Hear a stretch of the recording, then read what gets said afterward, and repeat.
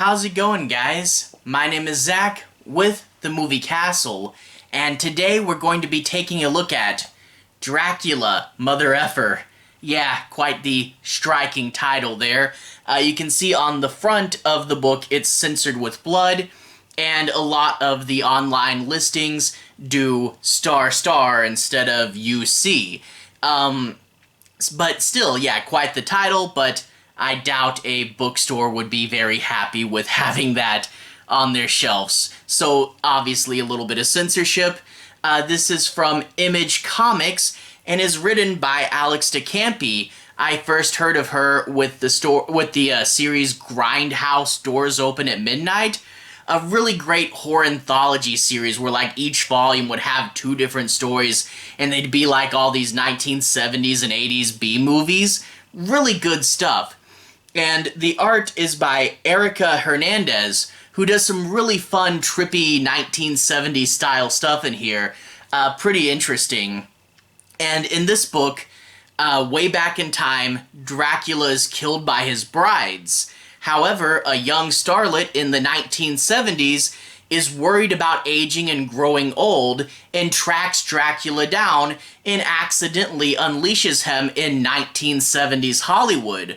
Our main character is Quincy Harker, and he's a night crawler. He goes out at night looking for gory and gruesome stuff to photograph and sell to tabloids. And he's one of the first few people on the scene when the starlet's party gets really bloody and violent. So of course, this new generation of vampires is going to come after him, and he has to figure out how to survive the night. A few things to mention with this book. It does a lot of cool stuff. It does a lot of really fun, trippy 70s stuff. It's a cool reimagining of Dracula. It doesn't try to 100% follow the novel, and it spins it into this really fun 1970s thing. If you're a fan of Grindhouse Doors Open at Midnight, you can read this pretending it's like an extra story in that series. However, I do have to mention a few things. One, this is actually a pretty short book. It only clocks in at about 72 pages, and there's a lot of pages where there isn't too much dialogue.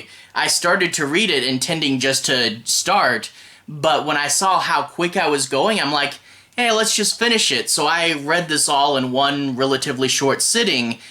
So yeah, 72-ish pages. Make sure you know that before you purchase it. I got it at a used bookstore for half off the cover price, and I felt that was pretty fun, especially since it's hardcover. But in turn, I feel like a lot of the ideas could have been fleshed out more, and I would have really loved to see more in this story. You know, there was definitely room for more, but in turn you kind of dip into this world and come out really, really quick. The stories in Grindhouse Doors Open at Midnight were really short as well, which is why I draw the comparison. So yeah, if you're fine with a short story, know that going in. The other thing is there is some swearing and some violence, but when you have a book that's titled Dracula Motherf, I was expecting much more of a hard R rating, and this doesn't go that intense. I saw the title, and I think Barnes & Noble, when I saw this release there, had even wrapped it up in plastic. I was expecting some really crazy hardcore stuff, and it's interesting, and there is blood, and there is, you know, cool stuff, but if you were looking for, like, a really hard R, not really this, even though the mother effer is in the title, you know, so, yeah, don't expect that. And another thing with this book is Dracula himself is portrayed really differently. They make him more like an old-timey eldritch horror. You know, he has a little bit of a physical body, and he has a set of teeth, but he kind of fades away into a bunch of amorphous shapes. He's more of a presence than he is just a guy running around.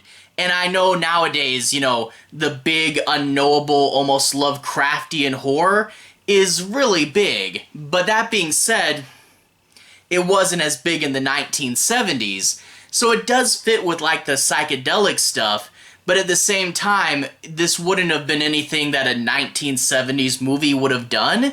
It's kinda, you know, I guess this isn't Grindhouse. Grindhouse was really trying to be like those movies, and this isn't that. So I guess it works in the psychedelic sense, but at the same time, it's nothing you would have seen from the media of that time, which I guess it doesn't have to be, but it is different. It's not going to be for everybody. I found it interesting, but I don't know if I would have preferred it. But yeah, amorphous Dracula in this one. So again, know that going in. Overall, I thought this was a fun, short story, but I could have gotten a longer, more fleshed out version of this, you know? But as just a quick experience, if you find it for cheap, just a fun little one-sitting read, but it could have been more, and I kind of wish it was, you know? Without further ado, I'm going to go ahead and switch to the close-up camera. We're going to take a little bit better of a look at this release and show you guys some of the art, and I'll talk about the story a little more. So, without further ado, to the close-up camera. Alright, here we are in the castle, and we're going to be taking a closer look at this release. You see the title and the censorship. The blood kind of blends in with the orange-red behind it, but we see our main character, Quincy, there, the upside-down cross, and one of Dracula's brides, a little line work with some of the eyes, and there's the other three down at the bottom. There's the side, and we flip it to the back, and we can see a few interesting things, you know, a summary and some quotes, but down here, the Image Comics logo, but the MSRP of $16.99, which, granted that this book is about 72 pages, that's kind of steep in my opinion. Now, it is a hardcover book, which does make up for some of it, and I am glad they tried to up the presentation to make up for the price, but yeah, that is a little steep. Like I said earlier, I bought mine used for half off, so I got it for $8.50 in a used bookstore, and that I was much happier to pay than the full $16.99. Horror and rated T+, teen plus, which, again, yeah, you're doing a book called Dracula Motherf ker, T+, okay, but you kind of expect it to be much more R-rated with that heavy of a title. And here's a little hint at what the art inside's going to look like. We see a vampire biting this lady, and it's abstract and got a cool sense of color. So let's open it up and we can see the end papers here. Dracula's eyes all spread out, and it's the same way on the back, and there's the $8.50 that the used bookshop wrote in. And I'm going to go ahead and talk a little bit about the plot. I'll be avoiding major spoilers, but I do want to analyze the plot a little bit and show you guys some of that artwork. There's the title page with the credits and this symbol here. And then after that, we open up in Vienna in 1899. We see the three brides planning to kill Dracula. I'm guessing that's a historical figure, although I don't know much about Venetian history. I'm probably missing something obvious, aren't I? But then there's Dracula, and this is probably the most corporeal we see him. Little hands clutching a cloak, and there's his face, and a bunch of crosses on the inside. But anyway, the brides go to kill Dracula, and there's the big full-page splash of them all stabbing him, and they stake him and put him in a coffin. I don't know why it's an Egyptian sarcophagus. That seems more like something the mummy would do, but whatever. Dracula is dead. Now we jump forward in time, and this is literally the next page, and we see a young starlet at her party. She excuses herself to go and pull Dracula's stake out and unleash him into the world again. We get the blood and the, well, that's not really blood on the floor, that's actually the Hollywood sign upside down under a blood-red sky. Anyway, the death is found out by the police. Our main character has an informant, so he gets there really early and will start taking pictures of all the carnage that happened at the party, because, you know, Dracula got out and he was really hungry and everybody at the party got killed. Well, he goes into the main girl, the main starlet, and there she is dead, and he snaps a picture of her, but when the police finally tell him to leave, she wakes up. There's her eyes there.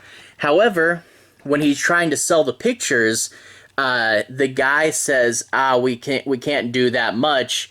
He's hoping for 200. They're trying to give him like 25 or something, because apparently the young starlet is still alive, and they want to be respectful for her.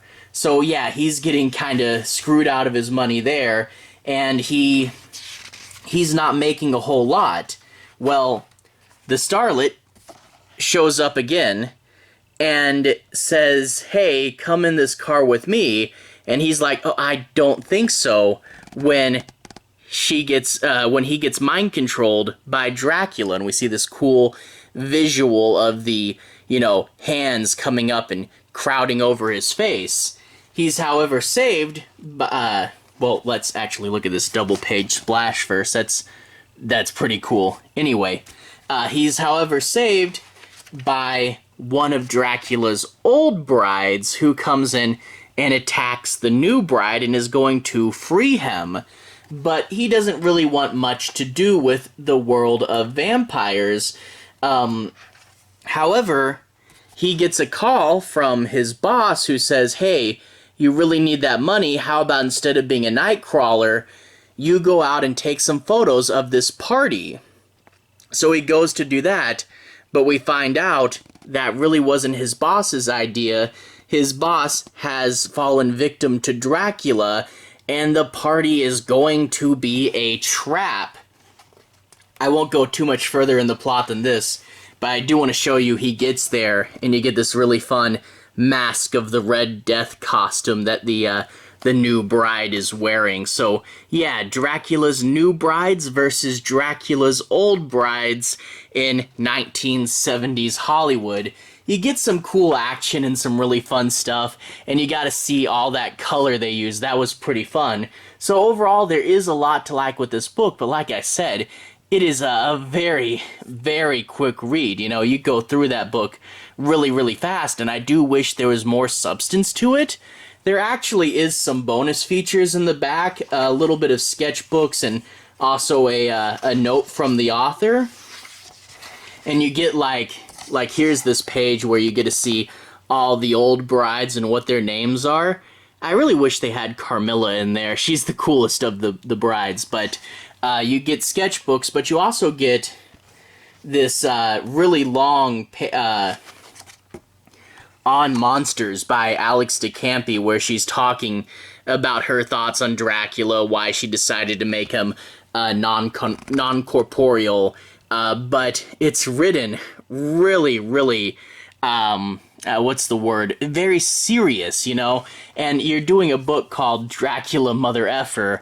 I wouldn't expect it to be, you know, this serious of an epilogue explaining all the deep themes, you know? You think, yeah, Dracula's killing people. It's the book Dracula Motherf. But I find a lot of these comics people do this where they write some book and then they have this ultra serious, you know, reasoning behind it, which I always think is just kind of odd. But anyway, a fun story. It is really quick, so I would say try to get it for cheap. It's interesting, but not the best thing ever, but a fun and different version of Dracula. Like I said, though, I found it for $8.50, which I thought, you know, I was much more willing to pay that for 72 pages. Interesting, not the best thing ever, but a fun bit of horror 1970s psychedelic.